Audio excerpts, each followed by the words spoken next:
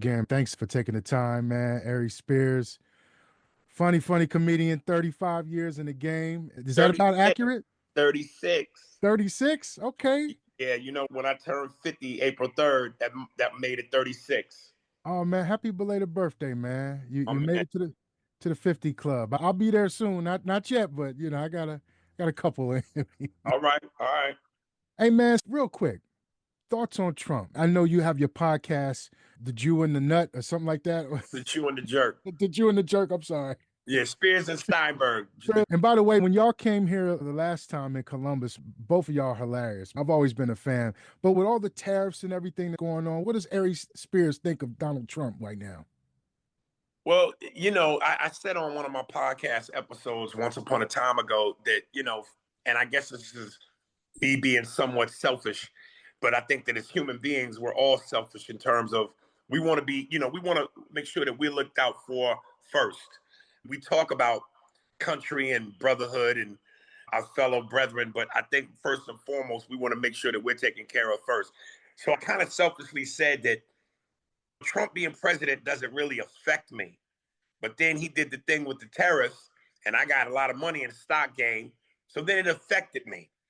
But then, it kind of like, I don't want to use the word crash, but it took a heavy dip when he first did the tariffs. And then about a day or two later, it came back up to where it was. So, is there real cause for concern? Well, anybody that's got keys to the gun cabinet and the liquor cabinet at the same time is scary.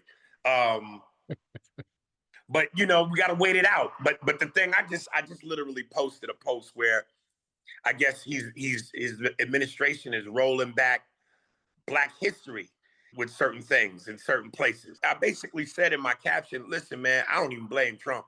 I blame us. All the loud Black men and women that were screaming Trump, Trump, Trump, when they could have put a sister in there. This is what we get. So it really do be your own. So I don't blame him, and I'm not mad at him. We need to point the finger at ourselves and stop going the white man, because we did this. Interesting. My name is Remington.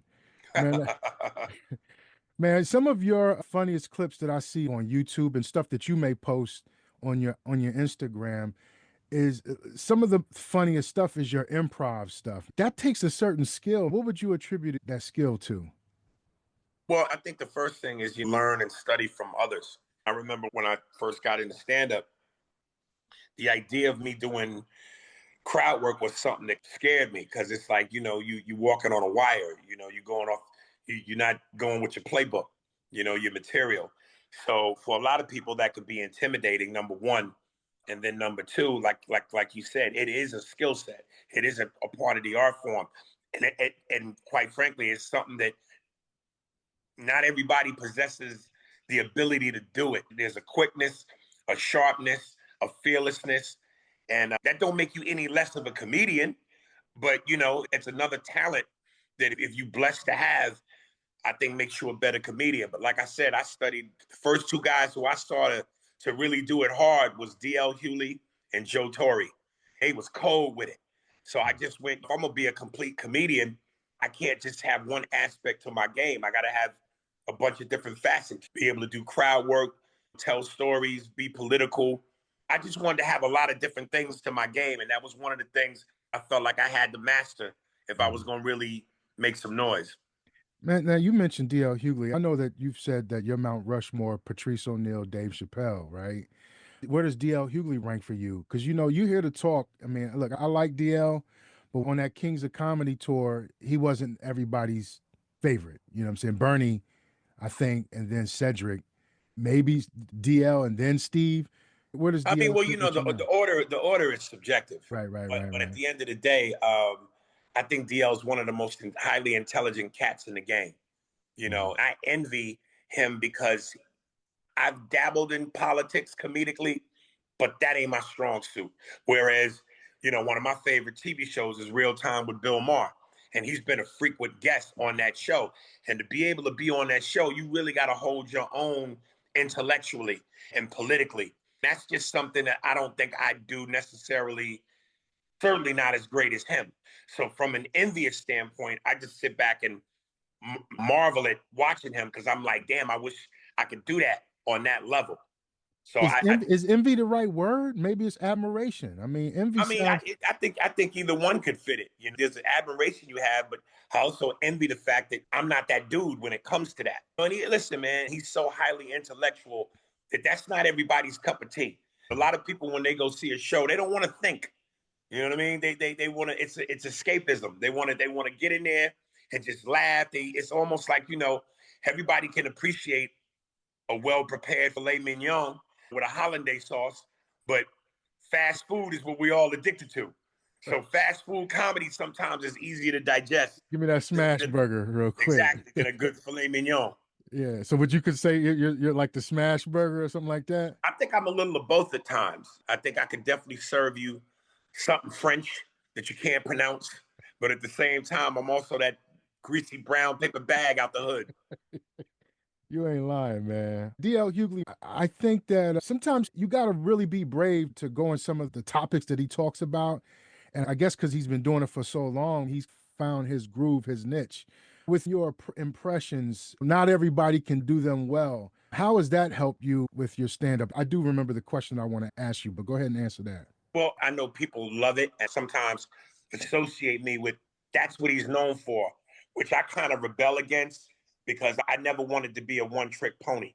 It's like for me, doing impressions is like dunking a basketball. I can dunk anytime I want, but I want to show people I can play defense. I got high basketball IQ. I can rebound. I can assist, So the dunking part is easy, but I never wanted people to go, that's all he does. Cause my level only goes so far. I love Frank Caliendo. That's my man. Back when he was doing Fox Sports and he was heavy in the rotation, he always showed me love and got me airtime and would work with me. So nothing but love and respect to Frank. If you've ever known Frank stand up, 99.9 of his material is impressions. He really don't ever do jokes. And again, while that is very respectable, because the goal, the bottom line is make them laugh. And as long as you do that, you've done your job. But I just never wanted to be a guy that was known for that. Yeah. So, Aries, early in my radio career, my first internship was the morning show producer, and it was for the host. The co-host was Andrew Ford, a comedian from Columbus, Ohio. He owned the Comedy Stop back in the 90s and back in the day, brought all the big names here back in the day. I was always around comedians in that space. One of the things that I've always been curious about each individual comedian is their preparation.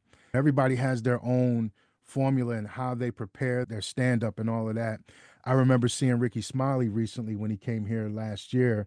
He literally told us, he said, look, guys, I got some jokes I want to work out. So bear with me. He actually had stuff on index cards. How do you prepare for your stand-up? I just kind of like in my phone write down bullet points of things that I think I need to say and then let it work itself out spontaneously while I'm on stage. I don't ever want to invest too hard in writing a whole thing out from A to Z. You get locked in your mind that this is how you have to do it. Things at a moment can change. So if something that I thought was going to work doesn't work, I can't then commit to, oh, I got to stick to what I wrote. Because obviously the rhythm is off now, because I was dependent on beats to make this thing pop. So I'd rather just take the bullet points, go on stage, and kind of throw it out there and see where I can take it off the cuff. Who outside of your goats, like you said, Patrice O'Neal and Dave, what comedians who's on your radar? Like, who do you watch? Like, yo, this guy's funny. Like, I love watching this set or whatever. Bill Burr, Patrice, Dave. I love Tommy Davidson because he's just such an aggressive beast. And that's probably it. As a student of the game, I'll watch anybody. Even if I don't necessarily think they're funny, I'll still watch it because I want to see their thought process, the technique, see what is moving the crowd, even though it don't move me. Your interviews have become really popular on YouTube because of the Vlad interviews, Vlad TV. Yeah. What is the Vlad effect like? Because I've looked at like when he do TK Kirkland, TK would talk about how things, before he really wasn't getting recognized in the streets, but now he's been on Vlad so many times. You're a reoccurring guest. What is that Vlad effect like? What has it been like for you over the past couple of years? And, it's just another platform to get your face out there and be heard. All of it is good. I mean, it's just another piece of log in the fire. Whether it's people going, hey, man, I'm a fan of your podcast because I saw you promoted on VLAD, or I'm here at your show because you were on VLAD. So it's just another avenue to kind of just keep yourself out there. It's been a positive effect. What about any specials? You got anything in the wraps for that? Or do you like just constantly being on tour? Well, ain't nobody really showing me that kind of love in the industry because I'm like the bastard stepchild. It's like my mouthpiece is my biggest. Uh, what's the word I'm looking for? I always say this too. While my mouthpiece is my greatest weapon, it's also my biggest detriment. You know what I mean? Because it's like, Duality of the sword. yeah, because it's like I say what I say and I stand on it with conviction. And, especially in this climate we live in of political correctness, wokeness, sensitivity, moisture, I ruffle feathers, man. You know what I mean? And it's not like I'm purposely out to do that. I'm honest, man. I grew up in the 80s. I'm 80s tough. I'm 80s built. You know what I mean? So I come from that era. You know what I mean? So I don't know how to do anything but be genuine. Now, there are times when maybe I should have strategically chose maybe, when to say something and when not to say it. But anything that I say, I stand on. So this industry don't have a lot of love for me, man. So I got to try to figure out another way in. This is definitely the age of independence, man. I'm sure you got some resources, some connections that you could do it yourself. You know what I Oh mean? yeah, I'm all. Listen, if I don't do it myself, I won't eat. So uh, yeah, I got some things I'm cooking up. It don't matter how you get there, as long as you get there. Yeah. So what's it like traveling every weekend to do shows, different cities, man? What's it like coming to Columbus, Ohio? Is it a boring city for you, or do you got some favorites or what? Anybody that listens to my podcast knows I've said of all the Ohio's I've been to, Dayton, Cleveland, Cincinnati, Columbus. I was just somewhere else recently. There's another Toledo. Columbus is my favorite of all the Ohio's. It's like my favorite city. Like I was just in Cleveland last week and I said on my pod, I'm officially retiring from doing stand up in Cleveland. That city is America's toilet bowl. Oh my gosh, why? I can't stand Cleveland. I hate Cleveland with a passion Why? because, man, they just don't seem sharp and they seem miserable. There's a funk in that city. Like they still mad LeBron left. There's just a misery. When you perform at the improv, there's a patio. It's the Funny Bone now, but there's a patio out there that has, right, the water and all that. In the summertime, you can literally see dead fish in the water. The fish don't want to live in Cleveland. What is it about Columbus that you like so much? They're sharper, they're quicker, they're looser. There's more of a sense of happiness. You know what I mean? It feels like a happiness is in Columbus, where it does not feel that way in Cleveland. Mhm. The attitude is, every dude in there with the make me laugh face. You know what I mean? And it's like, yeah, I'm gonna accomplish the mission, but why you making me fight the inevitable? Right, right. What are some of the ups and downs of traveling? Do you get used to it? Are you constantly on the road all year Yeah, long? I might have maybe 1 or 2 weeks off for the whole 52 weeks. And You for the get most part, you ever get burnt out? I'm sorry, I didn't mean to cut oh you yeah, off. all the time. I used to travel now. You know what I mean? Having to be up at 4 in the morning for a 6:30 a.m. flight. Chances are, they might run into weather delays, cancellations, mechanical issues. I wish I could just snap my fingers and appear at the venue. I love performing. I love the moment. I love the interaction with the crowd, the love, the embrace, what you give and get back. But that travel is a mother, man. I want to switch gears real quick before I let you go. What are your thoughts on Diddy, man? Do you think he's going to get out of this situation, or do you think it's looking bad for him, or what? I mean, it just really depends on what he did. So far, all we know is it is about baby oil, and that's not against the law. If you want to have a slippery party, everybody's sliding and slipping, that's legal. Now, what he does beyond that, we all waiting to see. But listen, man, this is America, man. And when you a billionaire, I think there's always a crack in the door for you to get off. You Wow. know, Pause. Exactly. How's it been, transitioning doing a podcast now? It's you got your fans, the steady listeners and everything. How has that whole ecosystem been for you? I like it. I mean, the biggest challenge is just trying to grow it and monetize it. Like on YouTube, when we first started out, we was raw uncut. And then you find out that because you raw and uncut, you can't get really monetized. So now Mhm. we have bleeps and stuff like that. And the fans that started out with us and that particularly know my style of comedy can't stand it because they know I'm not being my authentic self, not because I'm not being my authentic self, but because there's rules and regulations. Mhm. How are you able to maintain the relationship? Because there are certain clips I've seen where y'all button heads. Is that just for the show, the sake of the show, No, that's all or do y'all genuine. y'all No, that's genuine. y'all really be getting mad at each other? Yeah, man. Yeah. And listen, I know it's good for entertainment, but it ain't like a false hustle. You know what I mean? Those emotions are real. And I think people can see that and sense that. When you listen to some of the things he says coming out the mouth of a white man, you know how it is, man. You know? So how did that chemistry, that relationship between, I don't mean, you know what I mean when I say relationship. How did that develop, man? Like, what spearheaded that for y'all to, let's do a podcast. I mean, because teammates on a team, we on the road. This is the life we live. We in the locker room together. We perform together on the court. So when you that intricate in somebody's life that consistently, it was like, okay, so what do we do? Do we either just stay in our hotel rooms and do nothing until showtime, or do we find an avenue to create something that can put some extra money in our pockets? Before we wrap up, you shared a clip on your Instagram about a week ago of your first appearance on Def Comedy Jam. And I was going through some of the comments like, whoa, I didn't know you did Def Comedy Jam. I remember, but Yeah. it was refreshing to see because I haven't seen it in probably over 20 years. What was that experience like in Def Comedy Jam? And then sharing that, and you read comments, right? You're pretty vocal about Yeah. I read the comments. Yeah, listen, man, it was certainly ahead of its time because I always tell people before Def Jam and the explosion of it, Hollywood only allowed really one black person per decade. You kind of had what's my man's name, Dick Gregory in the '60s, Mhm. Richard Pryor in the '70s, Eddie Murphy in the '80s, Was it and Flip then what? Wilson? Was it Flip in the 60s? Yeah, but I don't know how prominent he was over Dick Gregory from a stand-up standpoint. I know the Flip Wilson show was kind of revolutionary for its time as far as a stand-up that moved the needle consciously and powerfully. Certainly, it was Dick Gregory.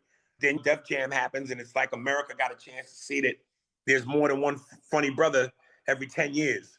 It was certainly ahead of its time, and it introduced America to the likes of Bill Bellamy, Eddie Griffin, Chris Tucker, Bernie Mac, Steve Harvey, and all the people that have remained relevant today. How old were you? You like 14, 15 years old? 16, 16. That's crazy. Were you the youngest to ever do Def Yeah. Jam? How did that change your life at 16 years old? It got me a lot of teenage pussy.